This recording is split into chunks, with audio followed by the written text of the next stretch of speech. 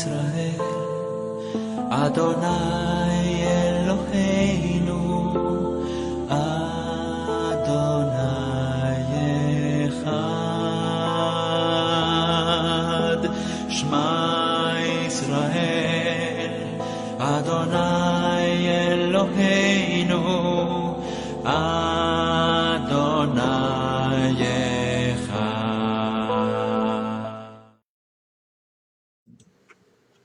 Shalom. En esta ocasión vamos a detenernos un poco en este tema que también es bastante controvertido, el diezmo. Inclusive en grupos mesiánicos, en grupos israelitas, en muchos grupos todavía hay confusión acerca de este tema, cuanto con mayor razón en las denominaciones y en otras similares. Vamos a presentarnos de antemano delante del Todopoderoso de Israel para pedirle perdón por nuestras ofensas, Padre Todopoderoso. Declaramos y confesamos que sí, que hemos fallado de una manera o de otra, de pensamiento, de palabra, por acción o por omisión. Eterno Padre, perdónanos.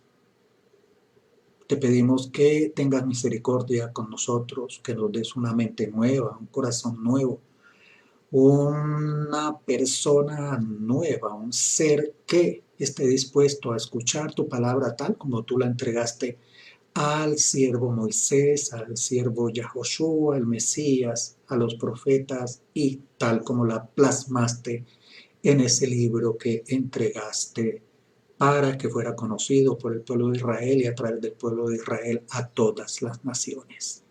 Por los méritos del Mesías Yahoshua hemos orado. Amén. Siempre recomendamos a las personas que nos acompañan en estos estudios que tengan a mano abierto el texto de los estudios y de los temas que estamos manejando, aún en varias versiones. Y que seamos como los hermanos de Berea, estemos atentos de los comentarios, de las enseñanzas que se nos dan para ir cotejando con lo que verdaderamente está escrito.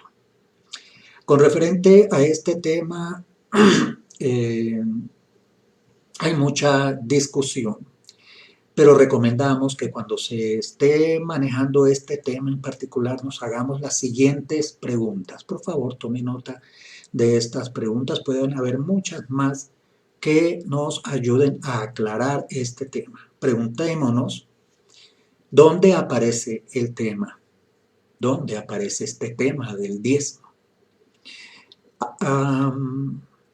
¿A qué pueblo se le ordenó que cumpliera este diezmo? ¿En qué capítulos, en qué versos? Porque este tema aparece no solo en el libro de Levítico, aparece en otros versos más. ¿Dónde se ordenó que se diera el diezmo? ¿A quién se le daba el diezmo? ¿Cuándo se le daba el diezmo? ¿Para qué era el diezmo? ¿A quiénes beneficiaban? ¿Quiénes eran los destinatarios de ese diezmo? ¿Cuántas veces al año se daba ese diezmo? Si se daba todos los domingos o se daba una vez al mes o una vez al año. Pregunte a la escritura, pregunte al texto que está escrito. ¿Cuándo tenía que darse ese diezmo? ¿Qué porcentaje consistía el diezmo realmente? Si era realmente el 10% o podía ser más o podía, quién sabe, si pudiera ser menos. ¿Qué consistía ese diezmo? Si era diezmo en dinero o era diezmo en especias o en cosechas o en frutas o en animales. ¿Qué era lo que se daba como diezmo? Igualmente se suele utilizar el pasaje de Abraham cuando dio un diezmo. Hay que preguntar de qué dio Abraham ese diezmo. ¿Por qué lo dio? ¿En base a qué se daba un diezmo en aquel tiempo? Porque Abraham dio un diezmo de un botín, no de una producción de su propio esfuerzo o de su propia cosecha. Todas estas preguntas hágaselas cuando usted esté estudiando el tema del diezmo, despojándose de cualquier prejuicio o de cualquier otra enseñanza o imposición. Conocemos de muchas personas que sufren porque se les aliena en cuanto a este tema, se les conmina obligadamente a dar el diezmo, so pena de ser expulsados o de ser privados de algunos privilegios o de algunas funciones dentro de esas denominaciones. Hay gente que sufre realmente cuando pues no puede conseguir un diezmo para entregarlo en esas denominaciones. Es muy triste lo que sucede con este tema y la respuesta no la da fulano ni la da sutano, la respuesta está en la palabra escrita. Ahí están las especificaciones del diezmo. ¿Cuándo? ¿Cómo? ¿Dónde? ¿Por qué? ¿Para qué? ¿De qué? Todas esas respuestas están ahí en ese libro. No es lo que diga aquel o lo que diga el otro, es lo que está allí escrito, literal, sin interpretaciones. Muy bien, ante este epílogo o ante esta prólogo bastante largo, entonces vamos a comenzar leyendo algunos textos. Vamos a tratar este tema en forma amena, hasta jocosa. Vamos a colocar unas caricaturas y no con el ánimo de burlarnos, sino con el ánimo de no contender y tratar de manejar este tema de alguna manera amena y hasta divertida. Entonces, los invitamos entonces a que nos acompañe en este tema del diezmo. En algunas palabras que aparezca la palabra Señor, pues por supuesto que seguramente viene este texto de alguna versión común occidental, pero conocemos que cuando se habla de la palabra Señor se está hablando del título de Elohim, por lo menos, o el título de Adonai, por lo menos, o se está refiriendo directamente al nombre del Todopoderoso de Israel, que tiene un nombre que en el idioma hebreo está compuesto por 4 grafos, letras, en idioma hebreo. Pero ese no es el tema nuestro en esta ocasión es el diezmo. Muy bien, bastante larga la introducción, pero vamos entonces ahora a considerar el tema como lo hemos preparado hace un rato, pero estamos revisando esta grabación al tiempo del año 2020. Allí en Levítico 27:30 nos dice lo siguiente: y todos los diezmos de la tierra, así de la simiente de la tierra, como del fruto de los árboles, del Todopoderoso son. Es santidad al Todopoderoso. Levítico 27:31 nos dice: y si alguno quisiere redimir algo de sus diezmos, añadirá su quinto a ello. Levítico 27:32: y todo diezmo de vacas o de ovejas, de todo lo que pasa bajo la vara, el diezmo será santidad al Todopoderoso. Levítico 27:33: no mirará si es bueno o malo, ni lo trocará, y si lo trocare, ello y su trueque serán santificación, no se redimirá. Levítico 27:34 nos dice: estos son los mandamientos que ordenó el Todopoderoso a Moisés para los hijos de Israel en el monte de Sinaí. Aquí en estos pasajes que tenemos en la pantalla tenemos bastantes respuestas de las preguntas que nos hemos hecho. ¿De qué es ese diezmo? Vamos a ver lo que nos dice el verso 30. De la simiente de la tierra. También del fruto de los árboles. También de vacas o de ovejas.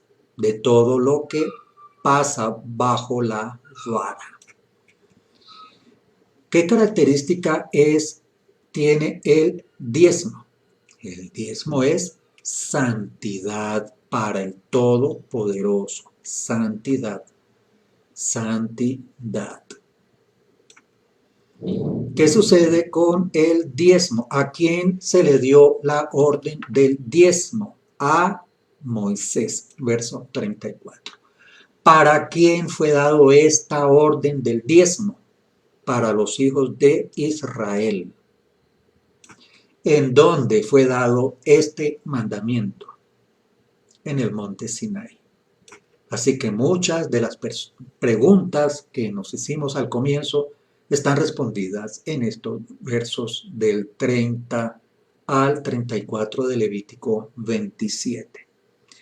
El diezmo es importante porque es santidad, pero vamos a ver a partir de las respuestas que hemos encontrado en este verso. Primero son frutos de la tierra, frutos de los árboles, como hemos visto aquí, fruto de vacas o de todo lo que pasa bajo la vara, ovejas, otros animalitos. La vara es el instrumento del pastor que hace una guía para que sus animalitos entren o salgan de un redil.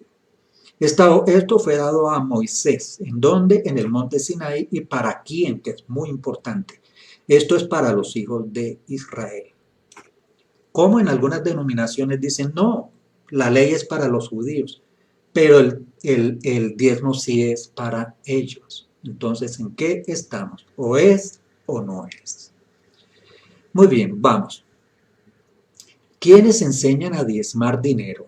No enseñan un mandamiento dado por Elohim, ni Yahoshua, ni Moisés, ni los emisarios. Nadie en este libro, ni lo que llaman el antiguo, ni el nuevo, para nosotros Tanaj, la recopilación de libros y los escritos nazarenos, en ninguna parte, en cuanto a que se dé en dinero. Toda compulsión para pagar dinero es contraria al mensaje de las buenas nuevas. En el Mesías somos bendecidos, no por cuanto podamos darle al Todopoderoso, que es el Todopoderoso, es el dueño del universo entero, de Él es todo, Él es el dueño del oro y de la plata. ¿Qué le podemos dar al Todopoderoso? Obediencia a su voluntad, alabanza y adoración. Allí vemos una foto de un documento. Este caballero Diodoro de Sículo, los fenicios y los cartagineses enviaban el diezmo anualmente a Hércules de Tiro. Muy bien.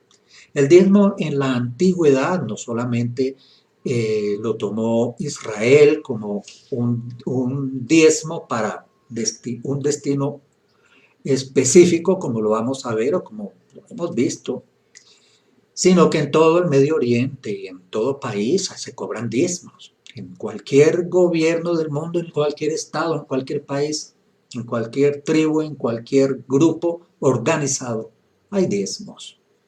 Diezmos como una décima parte de algo o como un impuesto que puede ser más que un diezmo, más de 10 o otra cantidad. Simplemente el diezmo se tiene en un concepto global como un impuesto.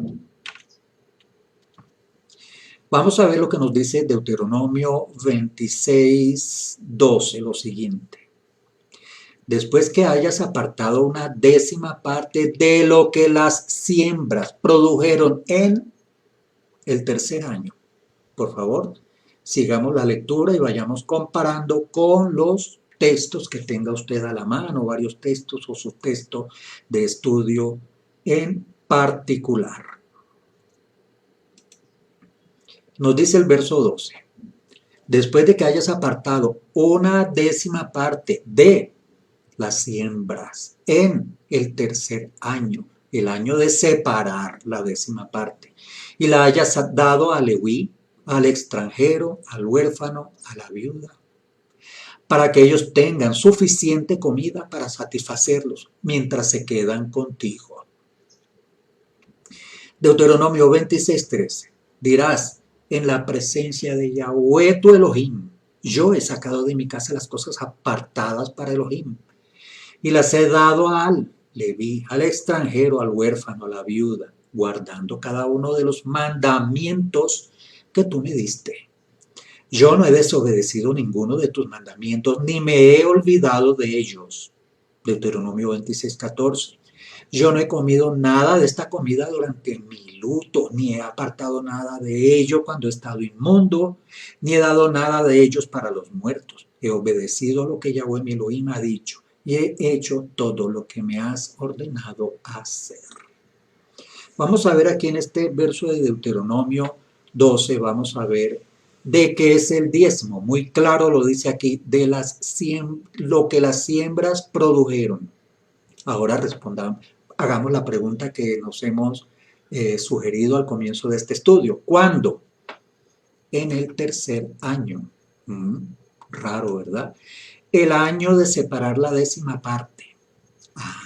¿Y a quién se la voy a dar? Pongamos cuidado este verso 12. Y la hayas dado al leví, al extranjero, al huérfano y a la viuda. ¿Y para qué? Para que ellos tengan suficiente comida para satisfacerlos mientras se quedan contigo.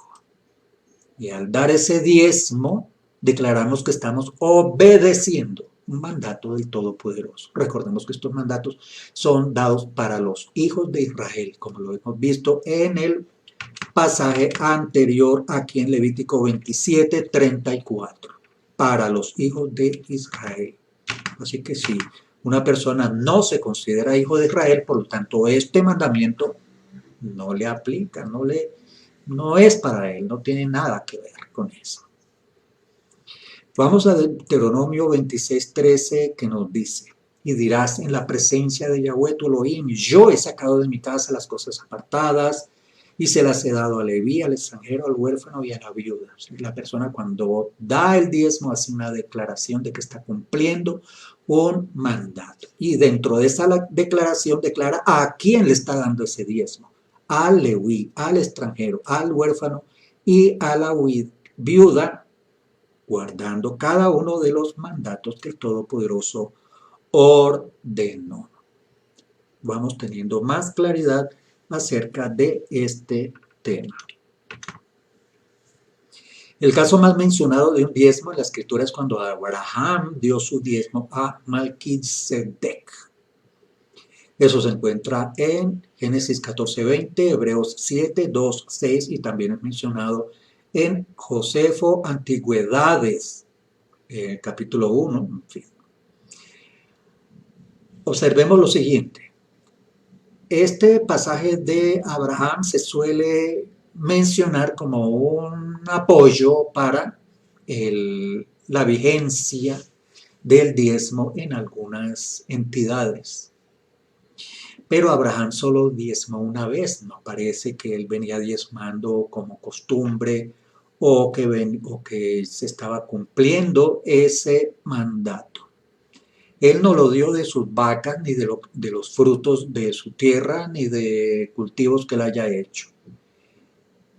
Cuando algunos ministros se ven enfrentados a esas verdades, recurren al ejemplo del diezmo de Abraham para justificar que el diezmo es antes de la ley, que el diezmo estaba antes de que se dio la ley en el Sinaí. Por supuesto que estaba como diezmo, no solamente en Israel, sino en todo el Medio Oriente y en todo país hay diezmos, en toda entidad hay diezmos.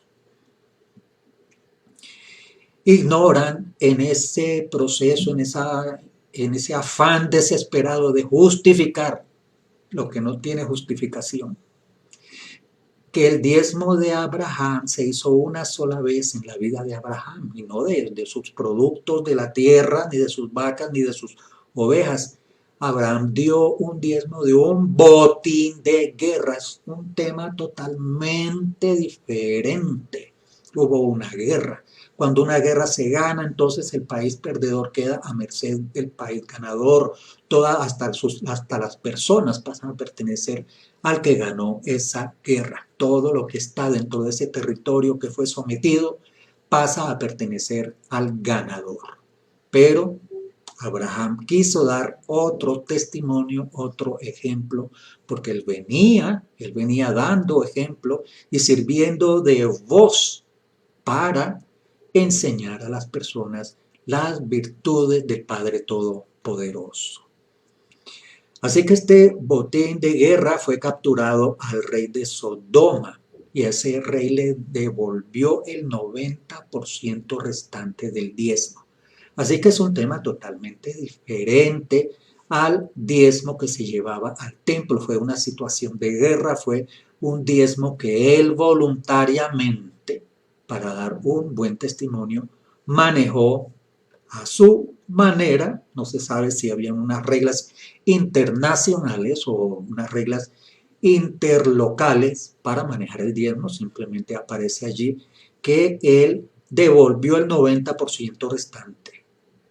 Esos detalles son ignorados para aquellas personas que obligan o conminan a dar diezmos basados supuestamente en este pasaje de Abraham, que no tiene nada que ver. Es otro tema, es un tema de guerra, un tema de botín que se toma de la entidad que resultó perdedora en esa guerra. Estamos viendo entonces el tema del diezmo. Vamos a ver esta gráfica que tenemos allí para animar un poco el tema. Sin embargo, en Primera de Timoteo 6:10 vemos este verso. Primera de Timoteo 6:10 nos dice: porque raíz de todos los males es el amor al dinero, el cual codiciando algunos se extraviaron de la fe y fueron traspasados de muchos dolores. Recordemos una frase que también es escritural: por sus frutos los conocerán. Así que hay unas personas que danzan, sus vidas giran alrededor del dinero, del DIOS, dinero. Busque por favor, acompáñenos en Números 31:27. Números 31:27. 1, 2, 3. Números 31:27. Nos dice: partirás por mitad la presa entre los que pelearon, los que salieron a la guerra y toda la congregación. El botín era dividido 50% entre la comunidad y los guerreros.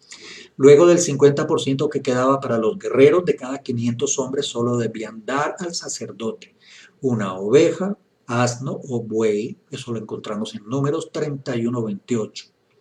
Esto representa menos del 1% del botín dado o entregado al sacerdote. Así que hay unas situaciones especiales donde se había hecho costumbre o ley manejar el diezmo por 50%, y el 50% era para los guerreros, para los soldados, digámoslo así, que habían participado en esa guerra, y el 50% era llevado para la comunidad.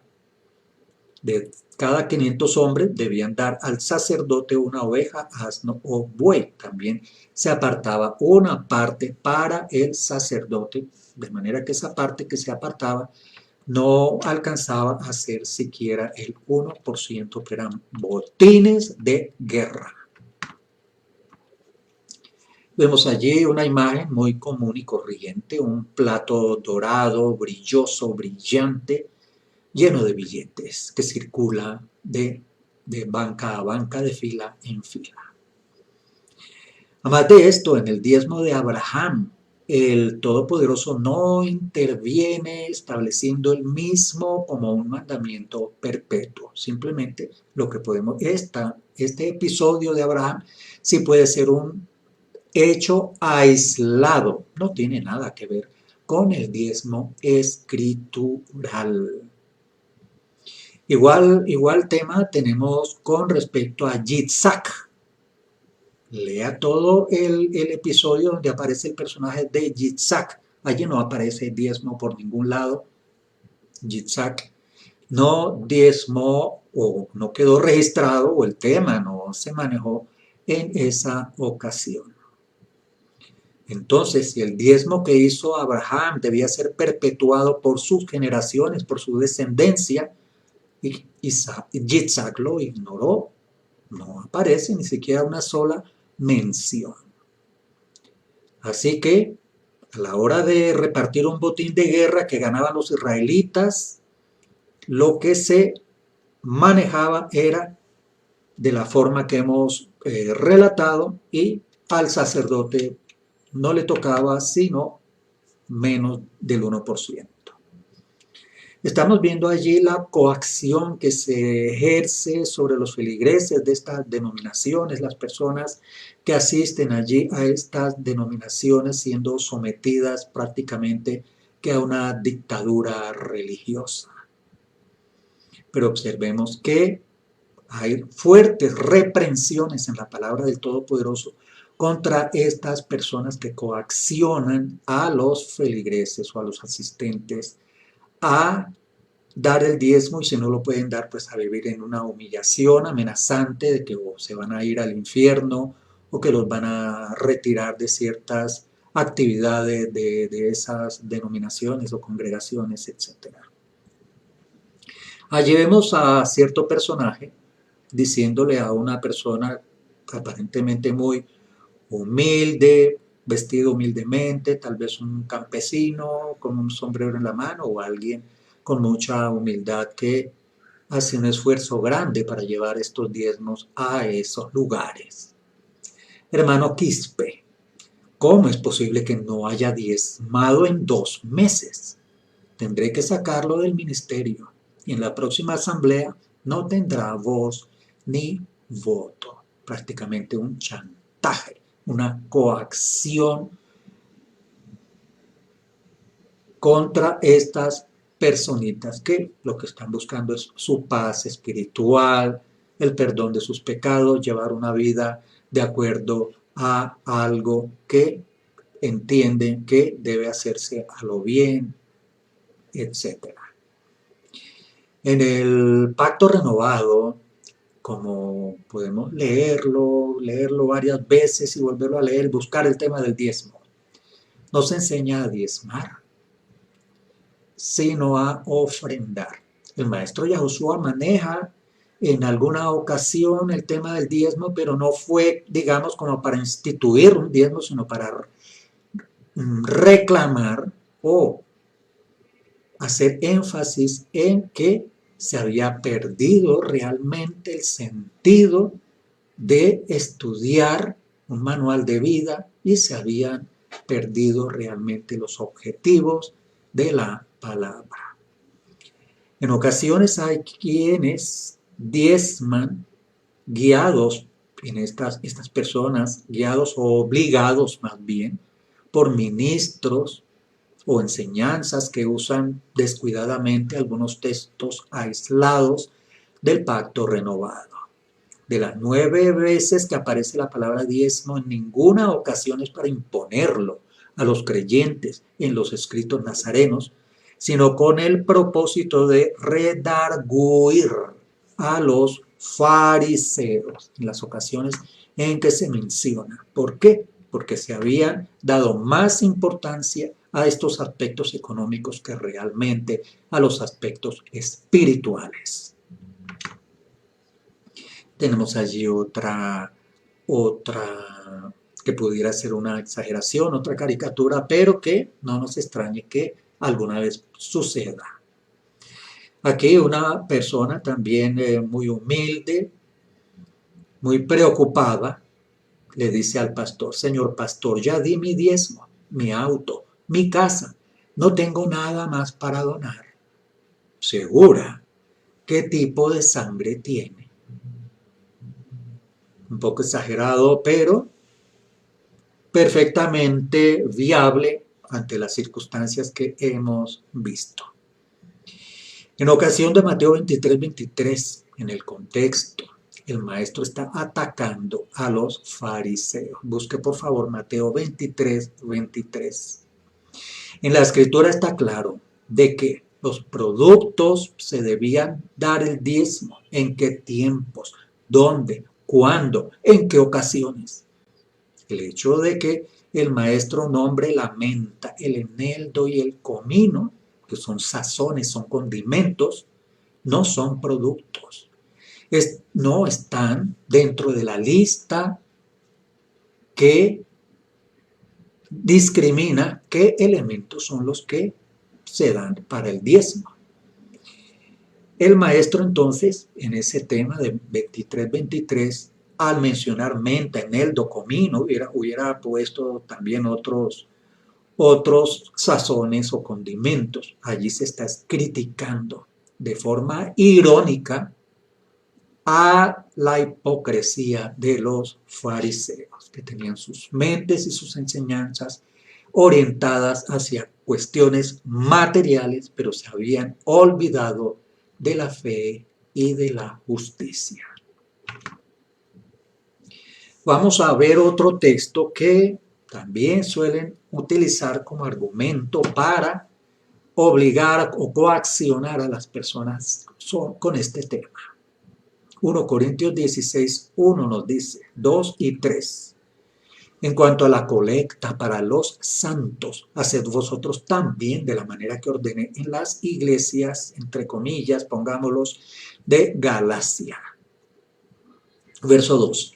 Cada primer sábado, día de reposo para nosotros, cada uno de vosotros aparte en su casa, guardando lo que por la bondad del Todopoderoso pudiere, para que cuando yo llegare, está hablando aquí el discípulo Shaul, no se hagan entonces colectas. Cuando hubiere llegado, los que aprobaréis por cartas, a estos enviaré que lleven vuestro donativo a Jerusalén. Aquí vemos que fue un hecho también aislado, en esta ocasión se recolectó, se hizo una colecta especial en un momento especial donde había una situación económica especial que estaban sufriendo los israelitas en Israel, los judíos en particular. Observe usted que aquí el discípulo Shaul le llama a ellos santos. ¿Por qué el discípulo Shaul a estas personas a las cuales iba esta colecta, esta recogida, le llama santos a esas personas? En particular, la escritura, la Sagrada Escritura, el Tanaj, Biblia entre comillas, pero con algunas salvedades en las denominaciones, se le denomina santos a los israelitas que habitan en la tierra de Israel. ¿Por qué? Porque son cumplidores, obedientes, con amor, con fe a la Torah. Obedeciendo la Torah, están obedeciendo al Todopoderoso que hizo el universo, el cielo entero y la tierra, y al Hijo que vino a obedecer a ese ser omnipotente. Cada primer día de reposo, durante cierto tiempo, esto no fue durante mucho tiempo, recogerán de la casa en cuanto al corazón de cada persona, y unas personas escogidas, aprobadas, recogían estas ofrendas y las enviaban a Jerusalén. Así que está muy claro aquí que esto fue una situación coyuntural que se vivió en Jerusalén, donde están los santos, a los cuales se les llama así, y Shaul, el discípulo, le llamaba santos a los israelitas y judíos que estaban en Jerusalén. Se recogió una colecta, se tomaron unas personas escogidas para recogerla y luego llevarlas a Jerusalén. Este pasaje que vemos aquí fue recogido para santos, hermanos israelitas pobres, como lo vemos allí. También consulte otros textos. Tenemos aquí, tome nota por favor, una referencia a Corintios 9:7, Corintios 9:7 y 2 de Corintios 8 del 1 al 3, 2 de Corintios 8 del 1 al 3. Corintios 9:7, 2 de Corintios 8 del 1 al 3. Hay un historiador famoso y respetado por los historiadores, etcétera, llamado Tertuliano. Tertuliano. Este personaje vivió entre los años 160 y 200 de la era común. Recientemente, unos 100 años después, 90 años después de la destrucción de Jerusalén. Sin embargo, allí todavía habían algunas comunidades que quedaban y se daban ofrendas voluntarias. No se cobraban diezmos según los escritos de este historiador respetado Tertuliano. Vamos a Hechos 20, 33 y vamos a ver también un testimonio del discípulo Shaul, conocido como Pablo, en las denominaciones. Hechos 20:33. Ni plata, ni oro, ni vestido de nadie he codiciado. Antes, vosotros sabéis que para lo que me ha sido necesario a mí y a los que están conmigo, estas manos me han servido. Hechos 20:35. En todo os he enseñado que trabajando así se puede ayudar a los necesitados y recordar las palabras de la don Yahoshua que dijo, más bienaventurado es dar que recibir. Palabras del discípulo Shaul, llamado Pablo en las denominaciones, que debieran servir de ejemplo. Él trabajaba con sus propias manos para ayudar también a los necesitados, recordando las palabras de Yahoshua, que nos enseñaba que más bienaventurado es dar que recibir. Igualmente, consulte la carta a los tesalonicenses. Allí el emisario Shaul enseña claramente y con detalle cómo es que trabajaban para no llegar a ser gravosos a los creyentes. Consulte por favor 1 de Tesalonicenses 2:9. 1 de Tesalonicenses 2:9. 1 de Tesalonicenses 2:9 nos dice, porque os acordáis, hermanos, de nuestro trabajo y fatiga, como trabajando de noche y de día, para no ser gravosos a ninguno de vosotros, os enseñamos las buenas nuevas de Elohim el Todopoderoso. Y 1 de Tesalonicenses 2:10 nos dice, vosotros sois testigos, y el Todopoderoso Elohim también, de cuán santa, justa e irreprensiblemente nos comportamos con vosotros, los creyentes. Muy claro las palabras de Shaul, que llevando el evangelio seguían trabajando de noche y de día para no ser gravosos a los que pertenecían a la comunidad o a la asamblea. Vamos a Deuteronomio 14:28 que nos dice, al cabo de cada 3 años sacarás todo el diezmo de tus productos de aquel año y lo guardarás por dentro de tus puertas. Deuteronomio 14:29 nos dice, y vendrá el levita que no tiene parte ni heredad contigo, y el extranjero, el huérfano y la viuda que hubiere en tus poblaciones, y comerán y serán saciados. ¿Para qué? El Elohim, tu Elohim, el Todopoderoso, te bendiga en toda obra de tus manos que hicieres. Así que vamos a contestar las preguntas que nos hicimos al comienzo de esta sesión. ¿Dónde? ¿Quién? ¿Por qué? ¿Para quién? ¿De qué? ¿Cuándo? ¿En dónde? ¿A quién se le dio este mandato? ¿Por medio de quién? Vamos a ver aquí. ¿Cuándo? Al cabo de 3 años sacarás el diezmo ¿de qué? De tus productos de aquel año, del producido de aquel año. ¿Y dónde lo guarda? En su propia casa. ¿Para qué? Para cuando venga, dice, y vendrá, o sea, cuando venga el levita, que no tiene parte ni heredad, contigo. Aquí podemos detenernos un momento. Los levitas no tienen parte ni heredad contigo. O sea que este verso está dirigido a alguien que sí tiene heredad. para que le dé al que no tiene heredad. ¿Y quienes tenían heredad? Tenían heredad los descendientes de Abraham, los descendientes de Isaac, los descendientes de Jacob, en ese sentido de que heredaban, tenían algo, tenían por lo menos una tierra que había sido repartida entre las 12 tribus. El levita no tenía parte ni heredad, se le dieron unos recursos para hacer la cría de ovejas y otras necesidades, pero como tal una tierra contemplada entre los 12, como tal no fue entregada a ellos. De manera que vendrá el levita, sea, aquel diezmo se guarda en la casa para cuando venga el levita, cuando venga el extranjero, cuando venga huérfano, cuando venga viuda.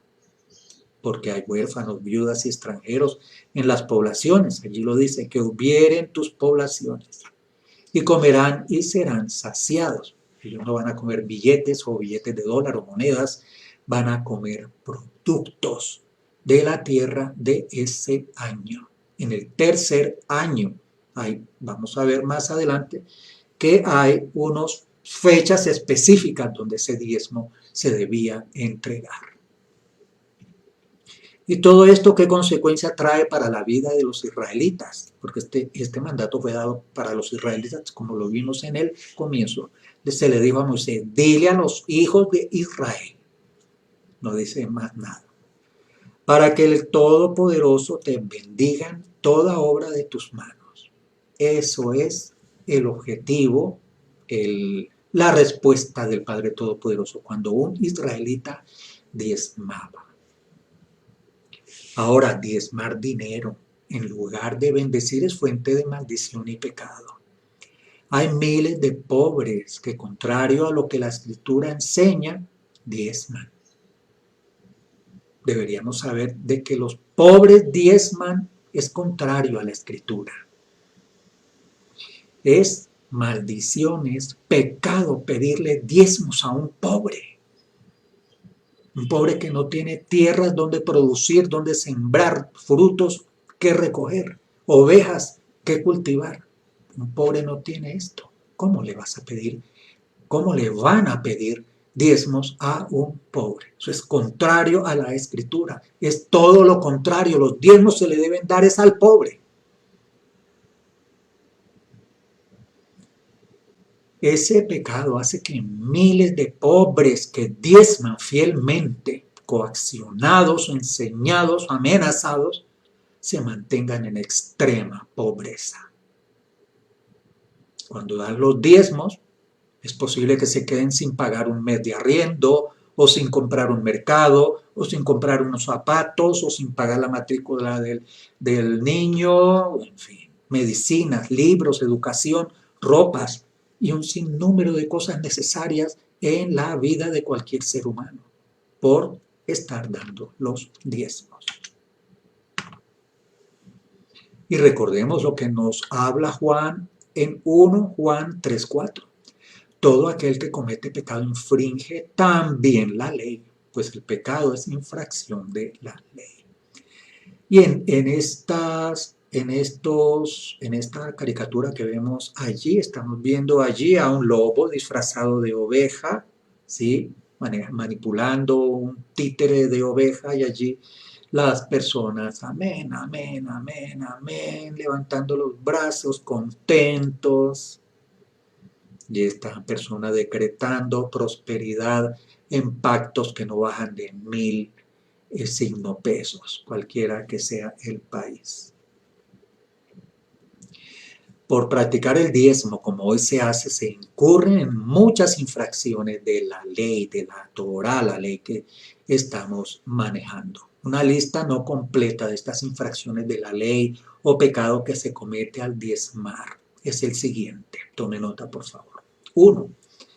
Es pecado recibir el diezmo si no se es levita, a menos que se esté dando el diezmo a una huérfana, a un pobre o a una viuda. El destino principal de estos diezmos, como hemos visto, eran los levitas. Entonces esas personas que supuestamente, que están pidiendo diezmos y a veces ellos mismos se autodenominan levitas, que le muestren la genealogía, que le muestren un certificado del árbol genealógico, a ver si es verdad que vienen de los levitas. Tendría que remontarse ese árbol genealógico al año 2300 de la era común, o sea, desde antes de la advenimiento de la aparición del maestro Yahoshua, porque recordemos que los anales, los archivos, los documentos fueron destruidos cuando se destruyó el templo de Jerusalén y la ciudad de Jerusalén, donde estaban los archivos de las genealogías de todas aquellas personas. A partir del año 70, casi improbable que una persona pueda demostrar que es descendiente de Leví. Una pista podría ser el apellido Leví, que lo conocemos en el ámbito latino, o el apellido Cohen, que también es un apellido, pero que pase de ser el simple apellido y que nos muestren el árbol genealógico certificado. ¿Por quién? Por las autoridades de registro de Israel. El diezmo solo debía ser recibido por los levitas, eso aparece en número 18:21. Los levitas eran descendientes de la tribu de Leví, así que tienen que demostrarnos que es descendiente de la tribu de Leví. Por ahí hay un personaje de apellido Shafira, que escribió un libro muy famoso acerca del marrano, que dice que es descendiente de Leví. A veces lo estuve viendo personalmente y casi que me levanto del asiento y le digo, disculpe, señor, usted tiene el certificado de que es levita. Es una persona muy respetada y respetable. Y el cuentico del Evangelio de la Prosperidad, una palabra, una frase que a mucha gente que le gusta aprovecharse de la inocencia y de la ignorancia de las personas. Enseñan a hacer pactos y observen ustedes allí. En el pacto renovado no hay una sola ordenanza que explique que quienes ministran bajo el pacto renovado son levitas. No hay una ordenanza ni hay... A ver, pasarse por levitas fue un hábito que se desarrolló en el clero católico después del siglo II, pero hay un pasaje en 1 de Crónicas 13 del 9 al 11, tome nota por favor y es importante, 1 de Crónicas 13 del 9 al 11, 1 de Crónicas 13 del 9 al 11. Allí hay un personaje llamado Usa, al respecto de este tema de hacerse pasar por un levita. Prácticamente es una extorsión, un chantaje. Y como lo vemos en la ilustración, un poco fuerte para muchos, un atraco a mano armada. Es pecado cobrar el diezmo de los pobres. El diezmo no era cobrado de los pobres, sino cada 3 años les era entregado a los pobres. Confírmelo, por favor. Deuteronomio 14, 28 al 29. Deuteronomio 14, 28 al 29. Otra cosa, el diezmo fue instituido en la tierra de Israel. Lo vimos al comienzo de este texto. Estamos en la primera diapositiva, lo vemos aquí. Levítico 27, 34. Estos son los mandamientos que ordenó el Todopoderoso a Moshe para los hijos de Israel en el monte de Sinaí.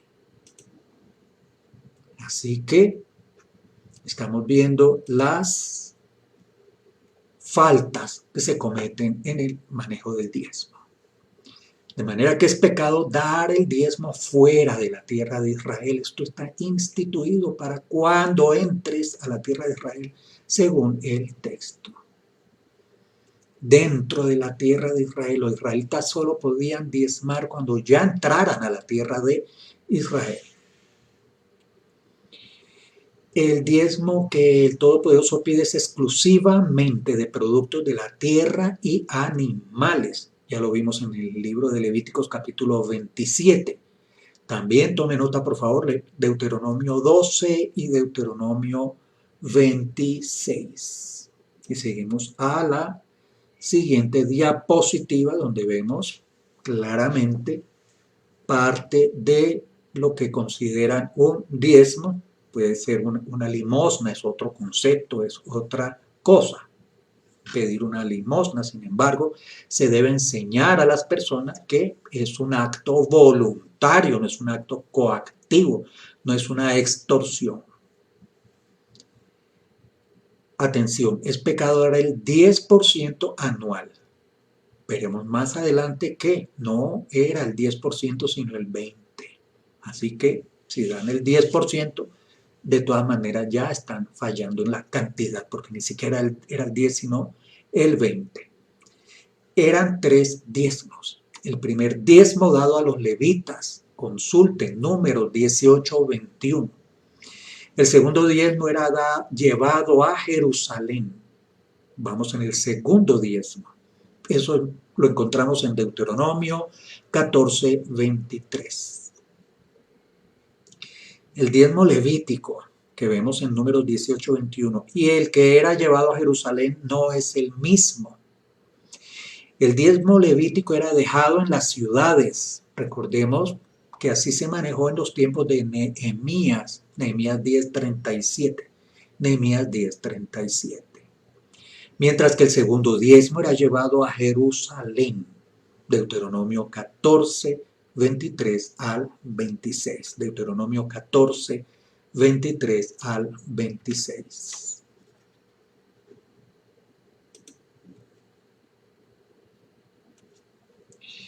Levítico 27:30 nos dice: y el diezmo de la tierra, así de la simiente de la tierra como del fruto de los árboles de Yahweh, es cosa dedicada a Yahweh. Levítico 27:32, y todo diezmo de vacas o de ovejas, de todo lo que pasa bajo la vara, el diezmo será consagrado a Yahweh. Según la Sagrada Escritura, el diezmo es una 10ª parte del fruto que produce la tierra, así como del fruto de los árboles. Lo vemos en el verso 30. Además de la 10ª parte de vacas o de ovejas, como lo vemos en el verso 32.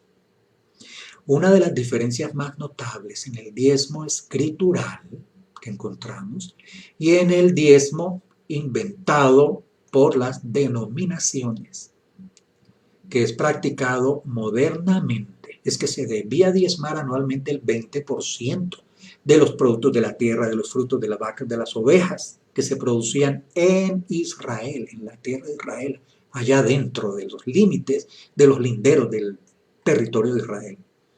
Y no el 10% como lo piden las católicas. La Iglesia Católica impuso este diezmo en el siglo V, después de la era común, el siglo V, y luego esa costumbrita fue heredada por las demás denominaciones. Número 18-21 nos dice lo siguiente: a los hijos de Leví yo he dado la 10ª parte completa del producto recogido en Israel. Es su herencia en pago por el servicio que ellos rinden en la tienda de reunión.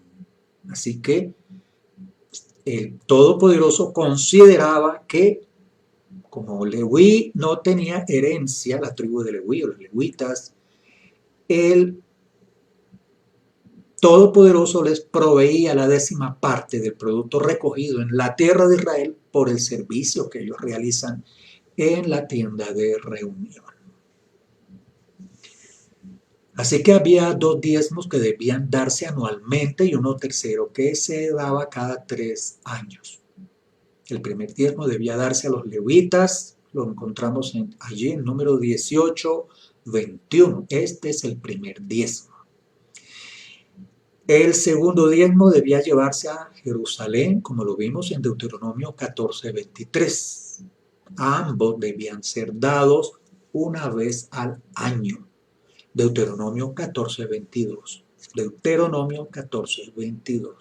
Así que estamos viendo la el verdadero mandamiento, como está escrito en el libro. El tercer diezmo debía darse cada 3 años al pobre. Reemplazaba al segundo diezmo. Por eso, si se hace la cuenta, en el total era un 20%.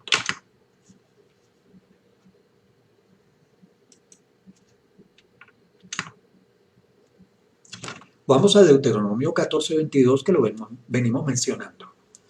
Todos los años tomarás una décima parte de todo lo que produzca tu zera en el campo.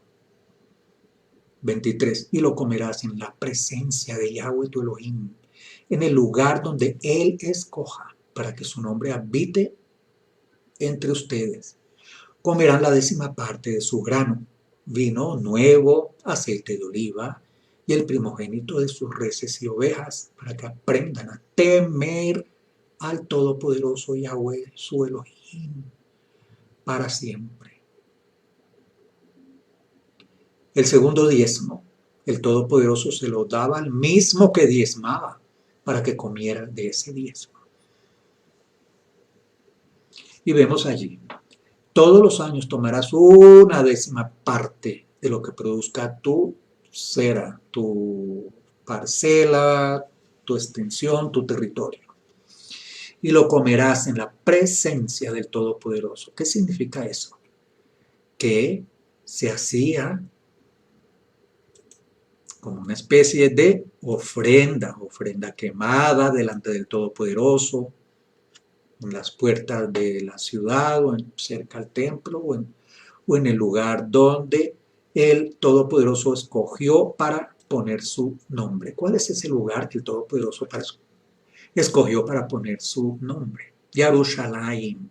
Allí está el lugar donde el Todopoderoso escogió. Qué pena, pero no escogió ningún otro lugar en el planeta Tierra. Escogió la ciudad de Jerusalén para poner allí su nombre.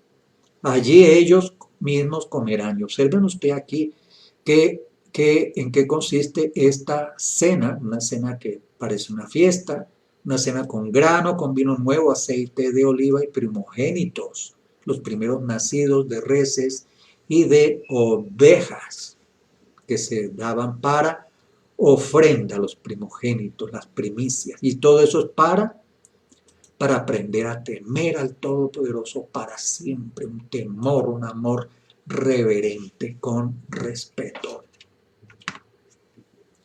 Deuteronomio 14:22 nos dice, indefectiblemente diezmarás todo el producto del grano que rindiere tu campo cada año.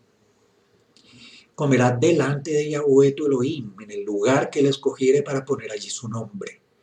El diezmo de tu grano, tu vino, tu aceite y las primicias de tus manadas y de tus ganados, para que aprendas a temer a Yahweh tu Elohim todos los días. Entonces tenemos el diezmo levítico, llevado a las ciudades levíticas para los levitas. Era el 10 por la décima parte del diezmo levítico dado a los sacerdotes. Solamente los cultivos, frutas y el décimo de los animales que pasaban por debajo de la vara. Nunca aparece dinero. Durante 6 años, al final de cada cosecha, el diezmo levítico. El diezmo de festival, 1, llevado a Jerusalén. 2, no había subdiezmo. O sea que los levitas en el diezmo levítico tenían que dar también la décima parte a los sacerdotes. El diezmo del diezmo. Solamente los cultivos, el vino, el aceite y los animales nacidos primero participaban. Nunca se habla de dinero. Muy bien. Durante 6 años en cada festival de peregrinación, comido por el propietario, los levitas, el grupo familiar y los trabajadores o sirvientes. El diezmo de caridad se mantuvo en las puertas de la ciudad. No tenía subdiezmo, solamente los cultivos, sin animales involucrados y nunca dinero. Al final del tercer y sexto año, dado a las viudas, huérfanos y extranjeros, y los levitas, el propietario debía declarar haciendo una oración. Al fin de cada 3 años sacarás todo el diezmo de tus productos de aquel año y lo guardarás en tus ciudades. Deuteronomio 14, 28, 29 y 30. 29 nos dice, y vendrá el levita que no tiene parte ni heredad contigo, y el extranjero, el huérfano y la viuda, que hubieren tus poblaciones, y comerán y serán saciados, para que Yahweh tu Elohim te bendiga de toda obra de tus manos. El tercer diezmo era dado al levita, al extranjero, al huérfano y a la viuda. Ya casi toca el cielo, subido en una montaña de monedas, de oro, o amarillas o de cobre, en fin, monedas. Ya Josué, como carpintero, no diezmó, no aparece allí, aunque no solamente por ser pobre, también lo vemos en 2 de Corintios 8:9, 2 de Corintios 8:9. Por su profesión como artesano, más bien, un carpintero también se puede englobar en el oficio de artesano. Su profesión estaba exenta de pagar diezmos. Los pobres, como la viuda de Lucas 21, no diezmaban. Lucas 21 aparece la viuda. No diezmaban, sino que ofrendaban voluntariamente según su capacidad cada 3 años. Al contrario, debían recibir los diezmos.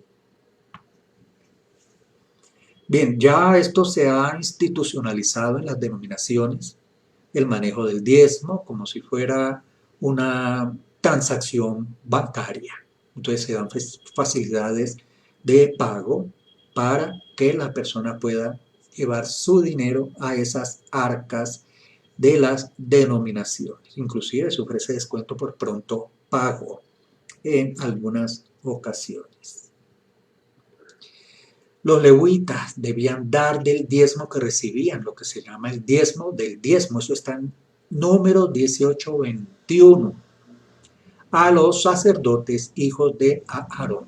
Recordemos que el sacerdocio levítico estaba encabezado por la dinastía de Aarón. Los descendientes de Aarón eran los sacerdotes de los cuales salía el sumo sacerdote, y los levitas seguían sirviendo en el templo. Solo el diezmo del diezmo era llevado a la casa del tesoro en el templo. Confírmelo, por favor, tome nota, por favor, de este verso, para que confirme el diezmo del diezmo. Nehemías 10:38. Nehemías 10:38. En Malaquías observamos la fuerte reconvención o argumento contra los sacerdotes expresada por el Todopoderoso a través del profeta Malaquías. Esos versículos no van dirigidos expresamente al pueblo de Israel, sino al mal manejo que se le venía dando a los diezmos por parte del, en el regaño, en la reconvención de Todopoderoso por medio de Malaquías. Nehemías 10:38 que habíamos mencionado nos dice así: el Cohen, hijo de Aarón, estará con los Leviim en la 10ª parte de los Leviim. Los levitas traerán la 10ª parte de la 10ª parte a la casa de nuestro Elohim, a los almacenes para provisiones. De manera que aquí está claro, los levitas llevaban el diezmo correspondiente, ellos llevaban el diezmo del diezmo.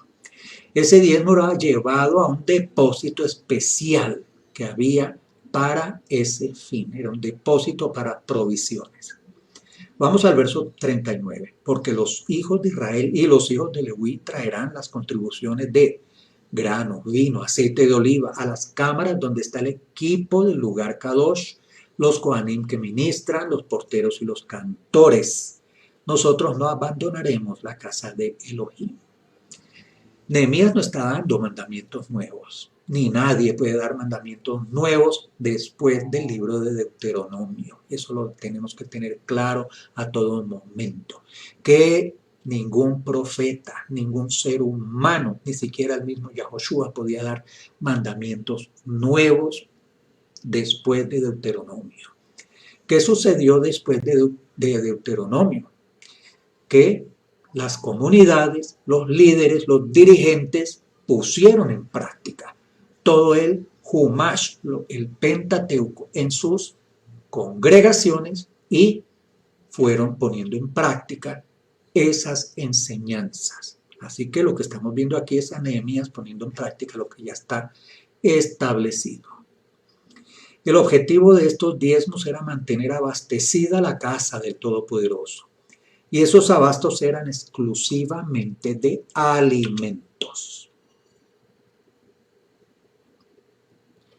Vemos allí otra caricatura, la ambición allí en esa mano con la flecha roja. Inclusive hemos visto lamentablemente comunidades mesiánicas manejando el diezmo con el mismo criterio que manejan las denominaciones cristianas. Es otra carga que no se han podido liberar estos grupos mesiánicos y aún nazarenos, o yahwistas, o en fin, no se han podido liberar, no han podido entender realmente el tema del diezmo o siguen las mismas políticas de los cristianos.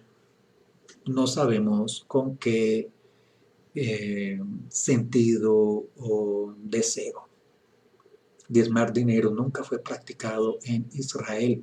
Es necesario mencionar que el diezmo solo aplicaba en la tierra de Israel. Aplicaba, ni siquiera aplica. Usted no ve en Israel o en ninguna comunidad en el mundo entero de judíos practicando el diezmo. Y ellos son los que más conocen de la Torá y de los mandamientos. Mucho más por estos lados del mundo que bastante nos falta todavía por estudiar. Deuteronomio 12.1 y Deuteronomio 26 del 1 al 2 son muy claros en informarnos que este mandato es para cuando el pueblo entre a la tierra de Israel y se organice el sacerdocio, se organicen los jueces, se organicen como una nación, como una sociedad estructurada. Con el exilio de Israel a Babilonia se siguió en el caso de Nehemías, como lo vemos aquí, se trató de recuperar muchas cosas que se habían perdido en el tiempo acerca de los mandamientos consignados en el Humash. Allí vemos dos caricaturas acerca de las enseñanzas en las denominaciones.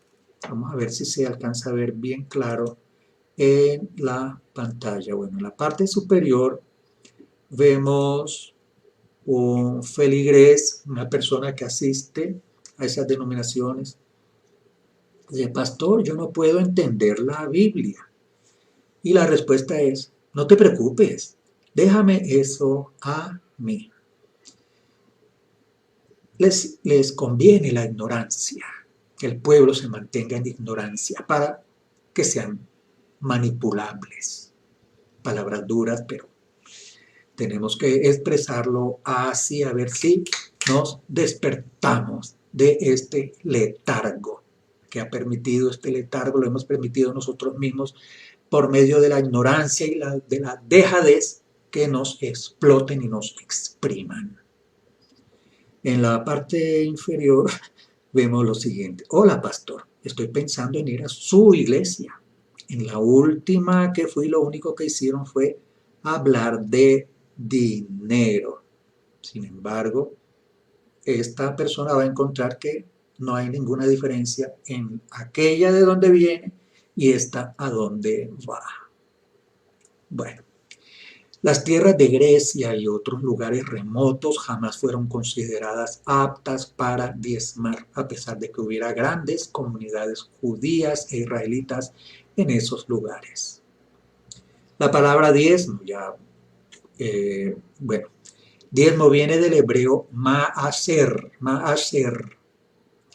Era obligación entregar la 10ª parte de los productos de la tierra, la cría de animales. Esto era para mantenimiento de los levitas, ya lo hemos visto, números 18-21, Deuteronomio 14-22 y siguientes. Las prescripciones del diezmo también se manejan en los libros que utilizan nuestros hermanos los judíos, un libro que se llama Mishnah, otro que es Ma'asherot o Ma'asher Seni. Están estipulados y explicados esos temas. Vemos allí otra caricatura en la cual vemos que conviene a estas personas que mantienen en sujeción a grandes comunidades, a grandes grupos de personas. Y allí un feligrés atribulado dice: lo siento mucho, pastor, no era mi intención pensar independientemente. Prometo que nunca más lo haré de nuevo. O sea, que no tienen derecho a pensar por su propia cuenta, ellos tienen que aceptar lo que se les dice y punto. Este mandamiento de diezmar dinero, en otro caso, no aparece en ninguna parte. Aparece un momento en el cual se puede, en una circunstancia muy especial y muy puntual, pero no es el mandamiento general. Esto viene de tradiciones paganas que impuso la Iglesia Católica en alguno de tantos tiempos oscuros y de superstición que ha vivido esa entidad. Toda compulsión, toda obligación, toda conminación a pagar dinero en una comunidad es contraria al mensaje de las buenas nuevas. El Todopoderoso es el dueño del oro y de la plata, del cielo y de la tierra y de todo lo que en ellos hay. Y allí hay un pastor muy contento por la recogida del domingo pasado y ya está pensando en qué invertir o mejor en qué gastarse, porque tal vez los hijos de este pastor no sean una inversión, sino un gasto. Lo vemos allí. Toda compulsión para pagar dinero en una comunidad es contraria al mensaje de las buenas nuevas y con mayor razón al mensaje del Humash, del Pentateuco. 1 de Timoteo 3:3 nos dice: no debe beber con exceso o meterse en peleas, más bien debe ser bondadoso y amable, no puede ser un amante del dinero. Estamos viendo aquí en 1 de Timoteo una lista de instrucciones de cómo debiera ser un líder de una comunidad. 4. Tiene que manejar bien su casa, teniendo hijos que le obedezcan con todo respeto. 5. Pues si un hombre no puede gobernar su propia casa, ¿cómo podrá gobernar la asamblea del Todopoderoso? No puede ser un nuevo creyente porque puede hincharse con vanidad y caer bajo el mismo juicio que el Hasatán. Además, tiene que tener buena estima de los de afuera para que no caiga en desgracia y en la trampa de Hasatán. Asimismo, los Shamashim tienen que ser de buena reputación, personas que se pueda confiar en su palabra, que no se den a beber excesivamente, ni sean codiciosos de ganancias deshonestas. Tenemos un estudio en nuestro sitio web, precisamente se llama Ganancias Deshonestas, en nuestro sitio regresando a las raíces.org. Esa figura de líder, entre comillas, pastor, pastores, está bastante desgastada y desvirtuada. Hay que hablar de dicha imagen en el día de hoy como un sinónimo de corrupción. Lamentablemente tienen subyugadas a miles, millones de personas. Abusos, engaños, ganancias deshonestas, autoritarismo, bajezas, crueldad y hasta abusos sexuales se han visto. Eso no es nuevo, aunque así lo parezca, desde los antiguos tiempos en el Humash, el Todopoderoso, había puesto en evidencia a esos siervos abusivos. Lo vemos en 1 de Pedro 5:2 nos dice, apacentad la grey del Todopoderoso que está entre vosotros, cuidando de ella, no por fuerza, sino voluntariamente, no por ganancia deshonesta, sino con ánimo pronto. Se ha hecho del título líder, pastor, autoridad no bíblica, asaltando la fe, robando la buena voluntad de las personas, alejados de los verdaderos principios del mensaje del maestro de maestros. Ese problema va más allá de estos hombres que aparentan ostentar, entre comillas, santidad. Aparentan. El problema de fondo es la falta de conocimiento en los textos. Han sacado los textos de contexto, acomodándolos, interpretándolos a su amaño para su conveniencia. Por eso podemos ver miles, millones de ministerios falsos que lo único que hacen es saquear y explotar a sus seguidores. La falta de estudio, la falta de investigación, la falta de meditar, la falta de preguntarse, la dejadez, la desidia, llevan a esa ignorancia y da lugar a ese caos de abusos y mentiras que suceden a grandes dimensiones. Vamos a Ezequiel, que nos dice lo siguiente. Vino a mí palabra de Yahweh diciendo, hijo de hombre, profetiza contra los pastores de Israel, profetiza y dile a los pastores. Así ha dicho Yahweh el Todopoderoso.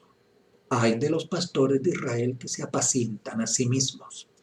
¿No apacientan los pastores a los rebaños? Coméis la grosura y os vestís de lana, la engordada degolláis, mas no apacentáis a las ovejas. No fortalecisteis las débiles, ni curasteis a la enferma. No vendasteis la perniquebrada, no volvisteis al redil a la descarriada, ni buscasteis la perdida, sino que os habéis enseñoreado de ellas con dureza y con violencia. Una reconvención en los tiempos de Ezequiel 34:1. ¿Qué se espera en estos días de parte del Todopoderoso que ha tenido tanta paciencia? Consulte ahora, por favor, 2 de Pedro 2:1. 2 de Pedro 2:1. Pero hubo también falsos profetas entre el pueblo, como habrá entre vosotros, falsos maestros, que introducirán encubiertamente herejías destructoras y aún negarán al Adón que los rescató, atrayendo sobre sí mismos destrucción repentina. 2 de Pedro 2:1. Proverbios 28:8 nos dice, el que aumenta su riqueza por interés y usura, la recoge para el que se apiada de los pobres. Proverbios 16:8. Mejor es poco con justicia que gran ganancia con injusticia. Proverbios 21:6. Conseguir tesoros con lengua mentirosa es un vapor fugaz, es buscar la muerte. Proverbios 22:16. El que oprime al pobre para engrandecerse o da al rico, solo llegará a la pobreza. Por medio del Mesías somos bendecidos, no por cuanto podamos darle al Todopoderoso, que es el dueño del oro y de la plata, sino por nuestra obediencia a la voluntad del Padre Todopoderoso. Jeremías 17:11. Como perdiz que incuba lo que no ha puesto, es el que adquiere una fortuna, pero no con justicia. En la mitad de sus días lo abandonará y al final será un insensato. Jeremías 22:13 nos dice, ay del que edifica su casa sin justicia y sus aposentos altos sin derecho, que a su prójimo hace trabajar de balde y no le da su salario. Jeremías 22:13.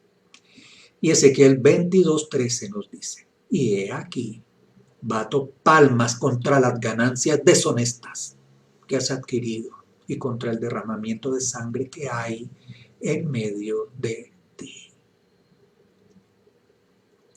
Y consulte Mateo 23 del 5 al 8. Por favor, tome nota de Mateo 23 del 5 al 8. Allí se habla de la vanidad y de este afán de estas personas, de estos líderes, de ser vistos como personas importantes delante de las comunidades, que les llamen con bonitos nombres: rabino, pastor, moré, shaliach, etcétera, etcétera.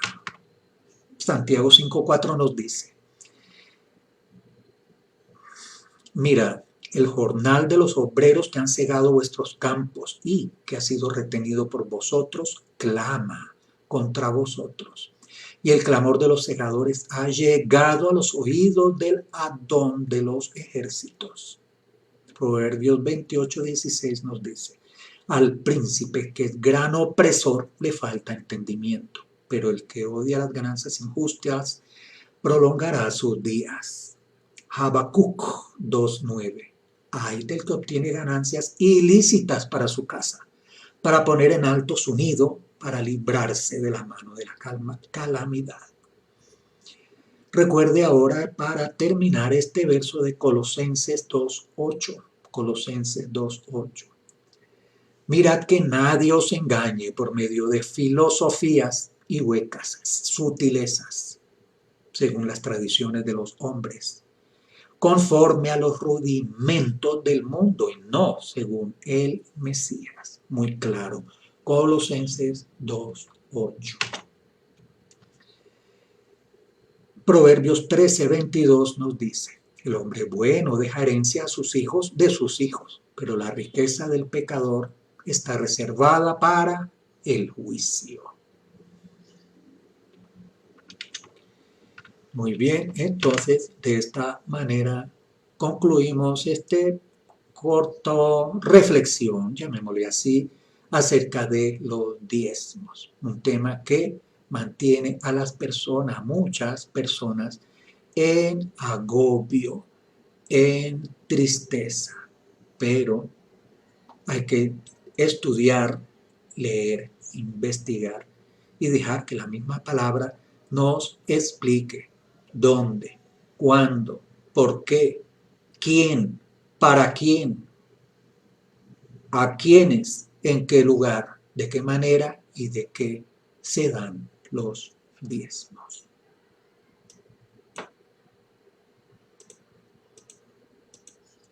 Le agradecemos al Todopoderoso de Israel esta oportunidad que nos ha dado de estar con vida hasta este momento. Ha sido grande su misericordia y nueva cada día. Al Todopoderoso de Israel, al único Elohim, toda alabanza y adoración por los méritos del Mesías Yahoshua. Y nuestra invitación para que nos visiten nuestro sitio regresandoalasraíces.org. Muy amable por su atención. Para servirles siempre. Shalom y hasta otra ocasión.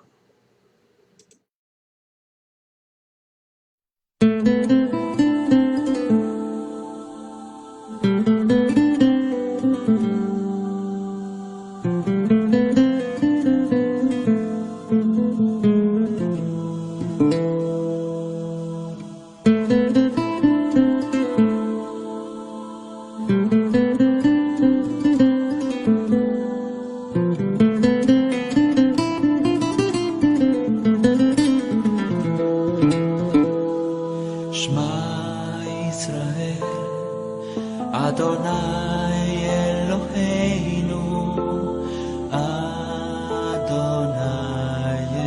Echad. Shema Israel, Adonai Eloheinu, Adonai Echad.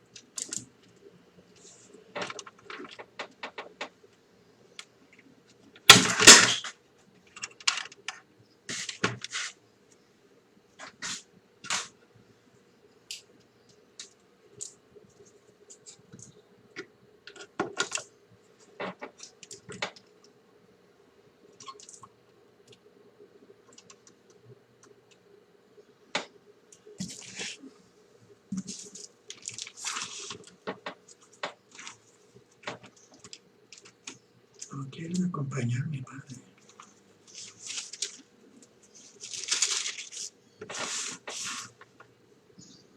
Bueno, yo lo hago para ti. Tú vienes aquí en la casa.